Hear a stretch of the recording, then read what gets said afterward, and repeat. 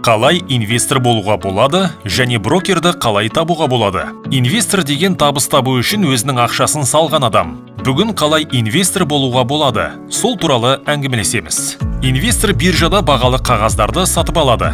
Бірақ биржа әрбір инвестормен тікелей байланыста болмайды. Биржада инвестор мәміле жасау үшін биржаның лицензияланған брокер биржа мүшесімен келісім шарт жасауы қажет. Брокер биржа мүшелердің толық тізімінің байланыс мәліметтері Қазақстан қор биржасының сайтында www.kase.kz-те жарияланған.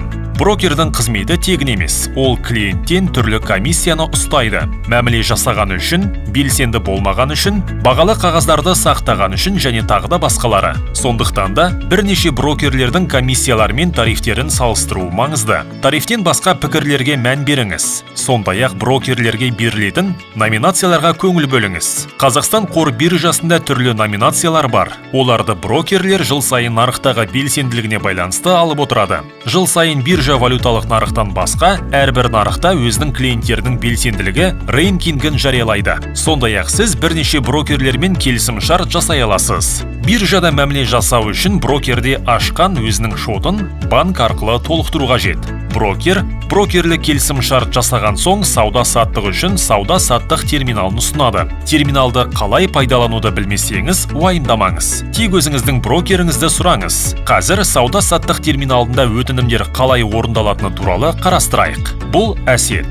Қазақтелекомның акцияларын бір акциясын 26.500 теңгеден сатуға өтінім береді.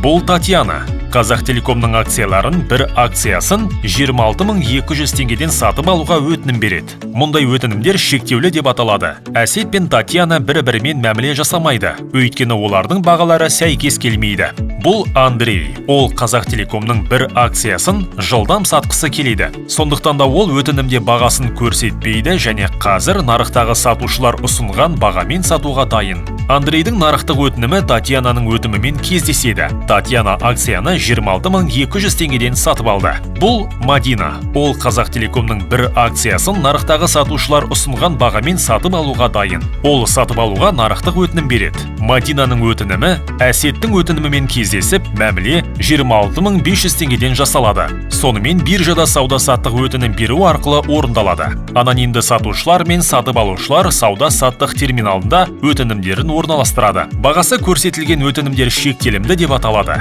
Ал бағасы көрсетілмеген нарықтық деп аталады. Егер екі өтінімнің бағасы сәйкес келсе, онда автоматты түрде орындалады. Яғни, мәміле жасалады. Сонымен сіз өзіңіздің шотыңызды толықтырдыңыз. Терминал туралы білдіңіз, мәміле қалай жасалатынын білесіз. Инвестор болу үшін соңғы қадам қалды. Бағалы қағаздарды сатып алу, өтінім беру. Сұрақтарыңыз бар ма? Бізге жазыңыздар.